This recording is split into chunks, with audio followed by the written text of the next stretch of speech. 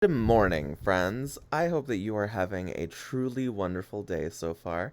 In today's video, we will be continuing Luciano the Jumper's chain. We are going to be doing another crossover jump. This time we are going to be fusing Shrek by Negative Tangerine with Generic Barbarian by Burkus, and I am truly excited. These jumps have a perhaps unsurprising amount of synergy, especially with Luciano the Jumper's particularly brutal and bruiser-like fighting style. So I am very excited to be fusing them and also to be showing people the beginnings of our journey into the particularly fascinating world of Shrek, especially when fused with a setting as dynamic and as fun as Generic Barbarian. So we are going to go ahead and get started with Shrek. This part of the jump is not going to take especially long. One thing that is certainly worth noting is that we are beginning not with 1,000 choice points, but 1,500.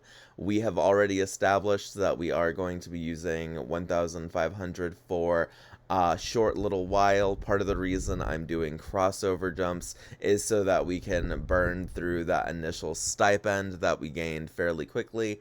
As usual, we are going to be taking at least one drawback over the course of this jump. We actually are going to be taking multiple drawbacks, and we are also going to be taking multiple drawbacks from Generic Barbarian as well. Let's go ahead and dive on in. As you can see, there is an intro blurb. There are normally 1,000 choice points, and choice points is the nomenclature used in this particular jump that start us off. So let's go ahead and continue reading through this. So, starting location, I am going to go ahead and reveal that we are going to be beginning in Shrek's Swamp, and we are not going to be paying 50 choice points for it. The reason I am doing this particular ruling this time, for those of you who are curious, is that there is a inserts drawback where you can take the place of a character, and I'm going to rule, and this is going to be a home rule, that if you start off doing something like this, you can start off in that character's location without doing any particular shenanigans. You do not have to roll anything, so we are going to be doing that. The gender, we are going to be self-inserting as Shrek, so I suppose for this particular jump, we are going to be doing that. We are also going to go ahead and take a look at the actual little roll, so that way we can go ahead and see how old Shrek is going to be at the start of this jump. I do not know if Shrek's age is something that is canonically established. It probably is somewhere, but we are just going to go ahead and actually roll for it. We are going to keep it simple. We are just going to go ahead and roll the d8. We got a 1, so we are going to be 27, and now we are going to go ahead and take a look at the actual origins and perks on display. Alright, so our version of Shrek is a 27-year-old male. They are going to be taking the ogre origin, so that way we are now down to 1,200 points, because the ogre origin does cost points. We are going to be going ahead and grabbing Fairy Tale Magic, which is actually going to be one of our first magical perks. It is far from the actual first magical perk that we've grabbed, but we do not have many, so now we are down to 600 points, which is going to be an interesting number moving forward, but it is nice to keep track of how many points we have for this particular jump. So we are going to go ahead and continue moving forward. We are going to be going ahead down to the ogre origin. We are obviously going to be grabbing the freebie. It is worth noting that there is another intimidation perk that we are going to be grabbing later on. We're also going to be grabbing the ogre strength, which is going to be reducing us down to 500 choice points, and then the land claiming perk, which is going to reduce us down to 200 points. So all of this is some pretty important stuff to be keeping track of. So in order, the perks that we are purchasing here, the first one grants us fairy tale magic, so it's going to grab us magic along the same lines of the fairy godmother. This next one is going to make it so that we are intimidating and it is toggleable. We are going to be grabbing ogre strength, which is a super strength perk, and then land claiming, which is going to be a very important and very influential perk, both in this jump and in the future. So I'm very excited that we went ahead and grabbed it now. But this makes it so that you can both, I'm going to rule, because this is a capstone, that you can take both of these abilities, even though there is alternatively, which can read to some as suggesting that you have to take one or the other, but because it's a capstone and it's so strong, and it's a capstone behind an origin which costs points, even though back when this jump was initially made, origins costing points was not super uncommon. And even now, very powerful origins usually will still cost points. Makes it so that you can claim unclaimed land, and the land will be yours, and is a you defeat an enemy, you get to take their stuff perk, which is always very handy, especially for a bruiser type jumper like Luciano the Jumper, who is very beefy and very physical. This is a significant perk. I'm very glad that we've gone ahead and grabbed it fairly early on. I say fairly early on because even though Luciano has been on several jumps at this point and has gained, honestly, a decent amount of experience as a jumper, their chain is still a pretty decent ways away from beginning to become even close to being finished. So I'm still very excited that we've gotten all of that stuff. We are now down to 200 points. We are going to keep it moving. It is worth noting, I'm kind of bummed about this, but the only item that we are going to be grabbing before we talk about doing any drawback stuff is the fairy wand. And I know it's a little bit surprising to say that I'm kind of bummed about that, but the reason I'm kind of bummed about that is that originally I wanted to get the Potions Factory perk, but that was before I decided that it was probably pretty important that Luciano actually start to get magic perks. So now we have the fairy wand, which is the wand of the fairy godmother. This is the only item that we are going to be getting, because we are going to be taking some drawbacks, and we are going to be pouring the points from those drawbacks entirely into the bank. There's a lot of other stuff that I'm bummed about this too, but it is worth noting that that is the plan. The magic of the fairy tale wand is that it makes it so that magic is cast twice as fast and is half as costly when using it, which is an incredible magical focus item. The ability to make magic cost half as much is such a powerful boon, especially for someone who is by all means not especially magical like Luciano. Luciano has been to a handful of settings that have dealt with magic and have included magical beings like Super Mario 64 and generic platformer, but they are surprisingly unmagical despite that. So now it is nice that we are gradually beginning to move forward. Earlier I said that we are not going to be grabbing any other items. I think that we are just going to grab the large club item, which is free for ogres. Yeah, I think that that's fun and that that's worth having. So that way Luciano has like another important weapon. Now we are going to be going ahead and going over to drawbacks. We are going to be grabbing the annoying animal and dragon attack drawbacks for the curious. The annoying animal is obviously Donkey deciding that they are going to accompany you on your journey. and it is Donkey as Shrek first sees him, rather than like one of the more mature or chill versions of Donkey that Donkey gradually becomes over the course of these movies. And we are also going to be taking the dragon attack drawback. I am so bummed that we cannot do the potion factory item, which was the other big item that I wanted.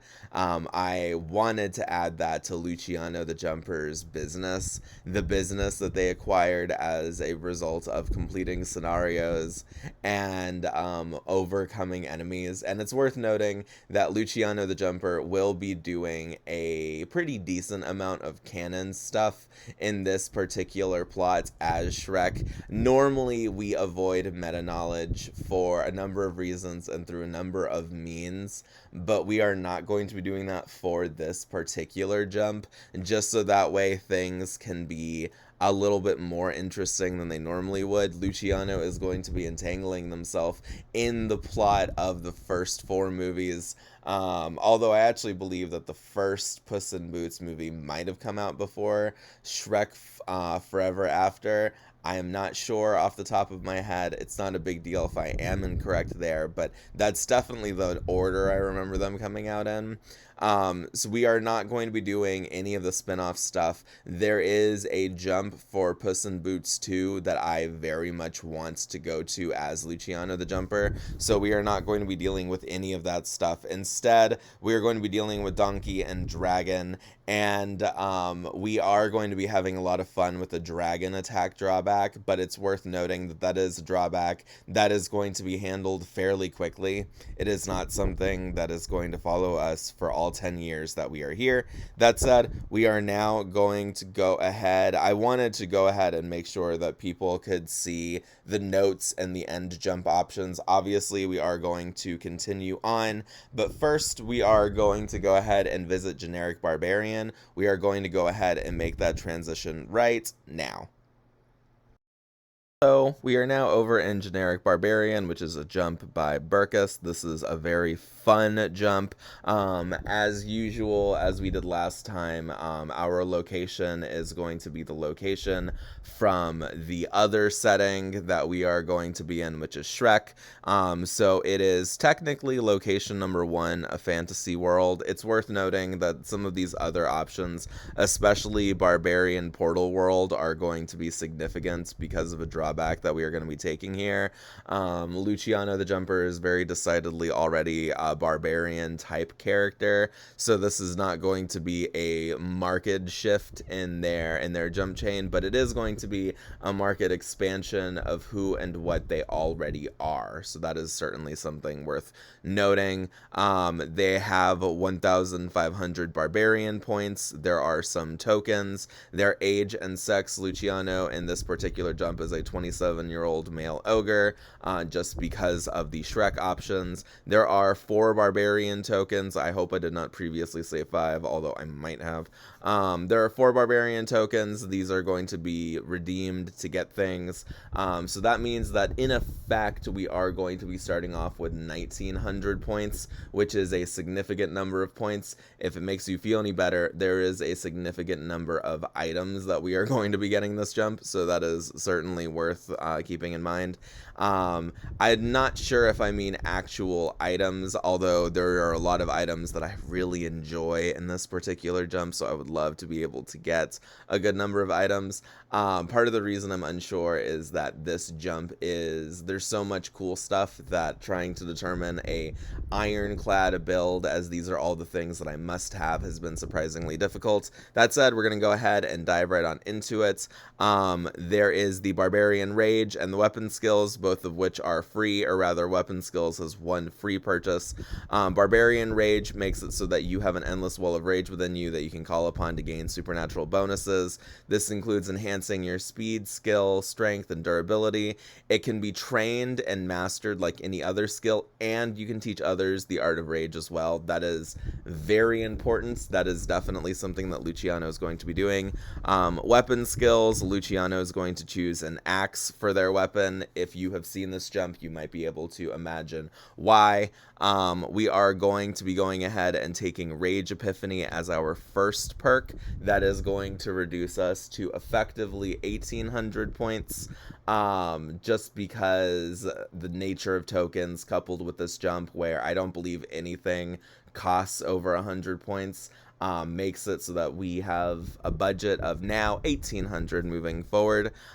We are also going to be grabbing Animal Shaman. For those of you who are curious, Rage Epiphany, I had tried to explain the perks as I get them. My bad. When enraged, allows you to think of the best ways to destroy what you're angry at. You'll rapidly come up with ideas that you can immediately apply, and when you leave a rage, you'll have moments of tranquility, where ideas on how to improve yourself trickle in. These ideas do dry up eventually, and you'll need to rage again to restart the cycle. The next one that I'm going to purchase is Animal Shaman, which makes it so that you can start to take on the traits, both physical and spiritual, of an animal. Eventually, you'll be able to shapeshift and achieve hybrid forms that mix traits between different animals, as well as werewolf-style transformations. After that, we are going to be grabbing Inclusivity and Chain Physiology, and because of that, we will have purchased 4 perks that cost money in this particular page, so we'll be down to 1,500. Inclusivity makes it so that you appeal to those who've been discriminated against elsewhere. They will flock to you and join you as long as you don't discriminate against them. Chain Physiology is an important and also surprisingly silly perk. You become a mass of sentient chains that can shapeshift into other forms. You have perfect control over your chains and can create more of them, as well as alter the shapes. Your only important organs are your chains, and you only die when every chain that makes you up has been destroyed. This is not to give Luciano anything resembling enhanced durability. This is actually just to give Luciano a new form of attack and also an interesting new way of traversal, because they can separate and do other things. At least that's my reading of this. They can separate within a certain distance, and they can do things like, for example, going between bars and grates. I do not read this as you have to like stay one contiguous mass of chains. I am curious to know if other people have different readings than I do, and if you do, that's fine. Because another way of doing this in my head when I envision the chains slinking around is you can send chains off like one long tendril, and you can have them slide into narrow spaces that way. I think that's fun. So now we are down to 1,500. We are going to be grabbing Bravado and a Protector and Provider. So Bravado makes it so that your courage and confidence scales with the seriousness of the situation. The greater the personal risk to you and those you care for, the more courageous you become. I think that this is a very fantastic perk to combine with Sidekick Stupidity. A Protector and a Provider makes it so that you passively attract and are attracted to people looking for someone to protect and care for them. You'll be able to collect many minions, pets, and allies, as they'll be able to recognize what you can do for them, and they'll stay with you as long as you hold up your end of the bargain. Luciano loves making bargains and holding up their end of the deal, so that is very strong for them. We are also going to be grabbing Rage Cleric, Lightning Tactics, and Resistance Tactics, as well as Leadership Material. So this is going to be a big page. So we have already grabbed 2, and then we've gone ahead and grabbed, I believe, 5. So that's 7. So that means that we are now down to 800. So just keep that in mind. Rage Cleric makes it so that you practice a form of religion that grants miracles. As long as you engage in battle, making war and engaging in fights generates energy that you can siphon to perform your miracles.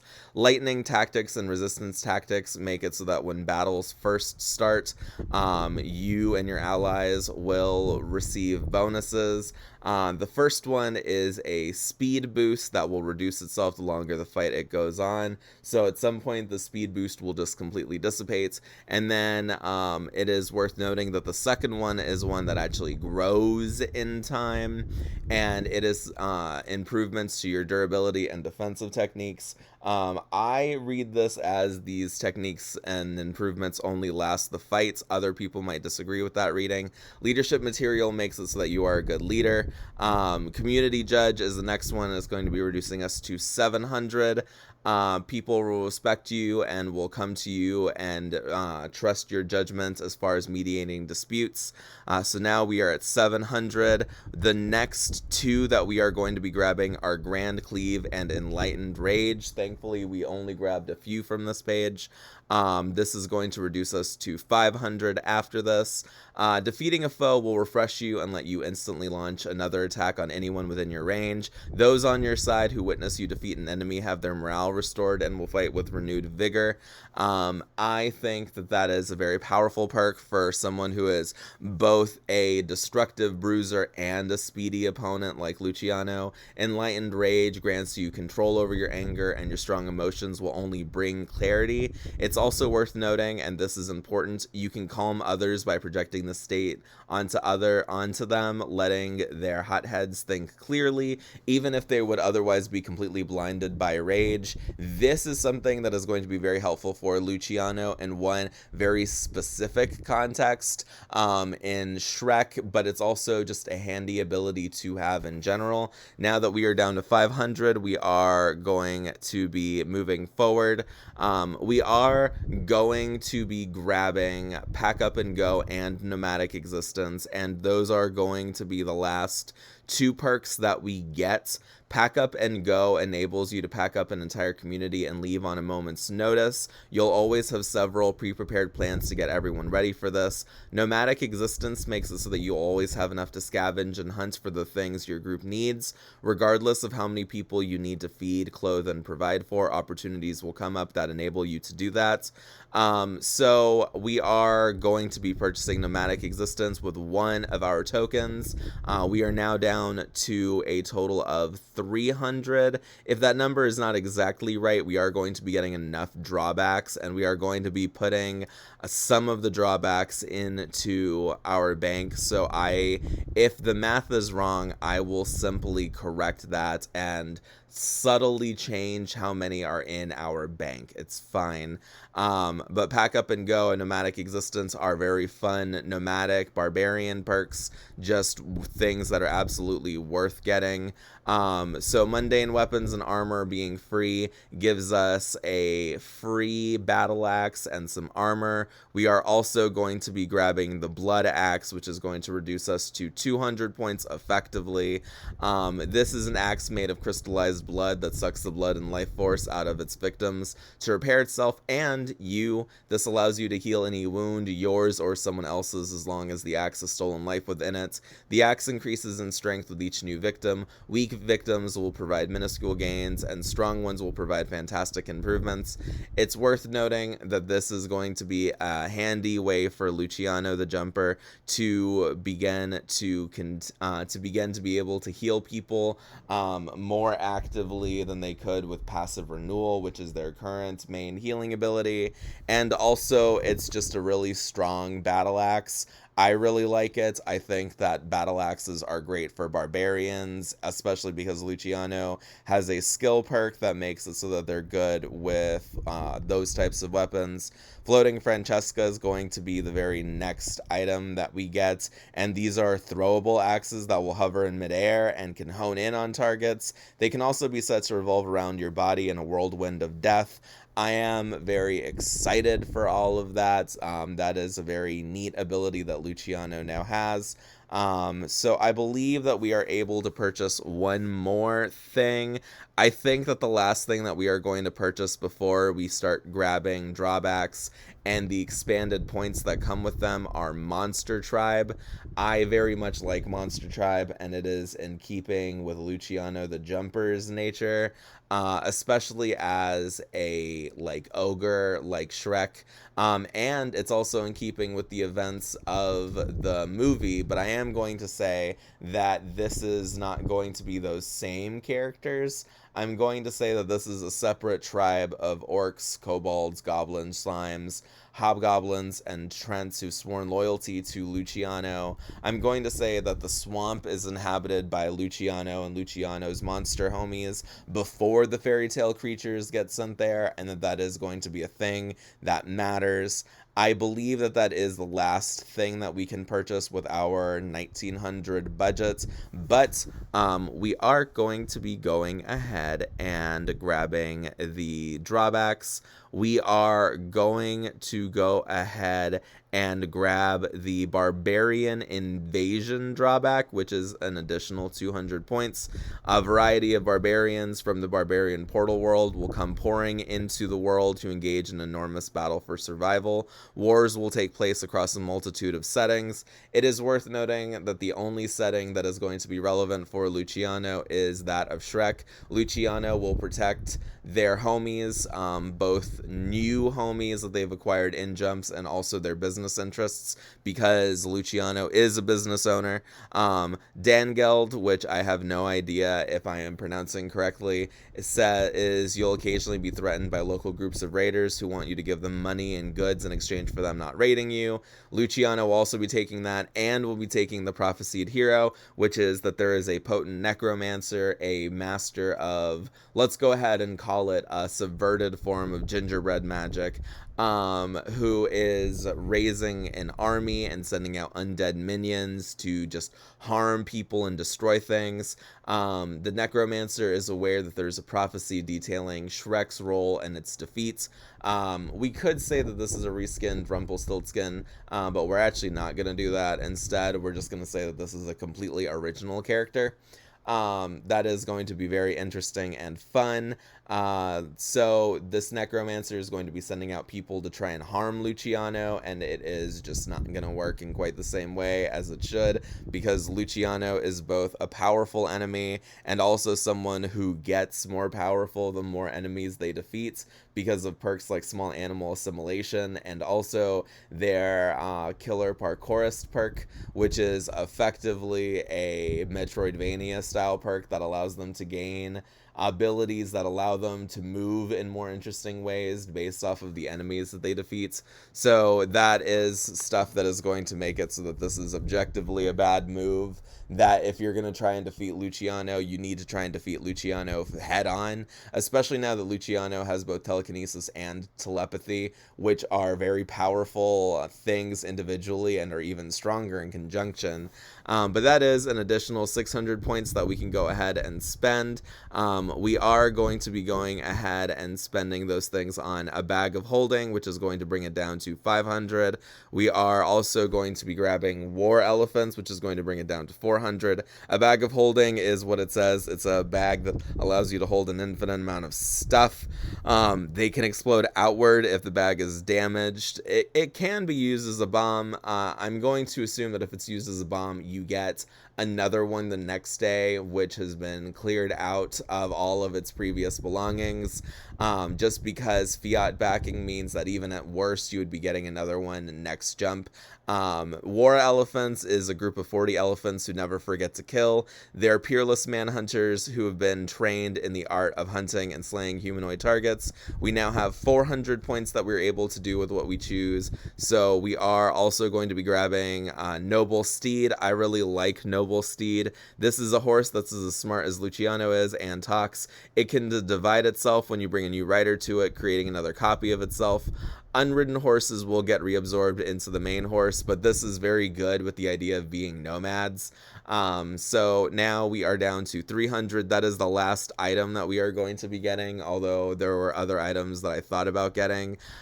We are going to be going ahead and grabbing the naval combat and the captain, which are 2 perks. I actually believe that that's going to be all that we get, so that way we have 100 to put somewhere else just in case we need 100.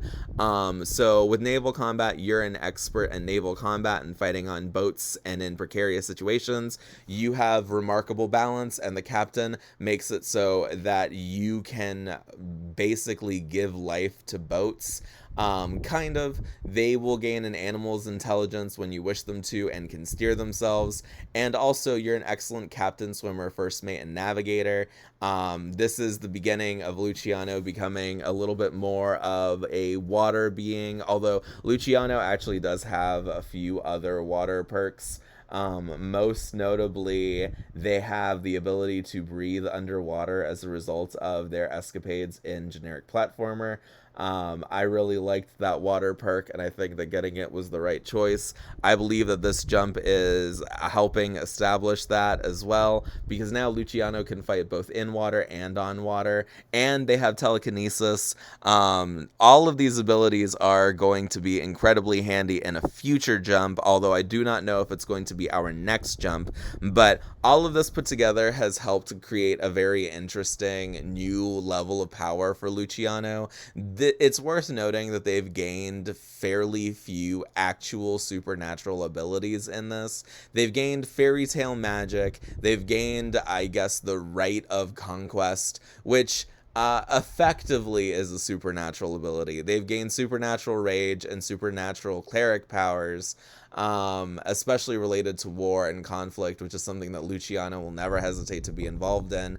And they've gained plenty of supernatural items, but as far as actual supernatural stuff goes, they've gained surprisingly little, which I think is very fascinating. I like that for the most part, they've gained like minor supernatural things like here and there, but it is very fun to be able to see just how much their adventures have changed and how even now they are not remarkably supernatural, especially because we're getting close to 10 jumps. I believe that because we've been fusing jumps lately, we actually have hit 10 jumps already.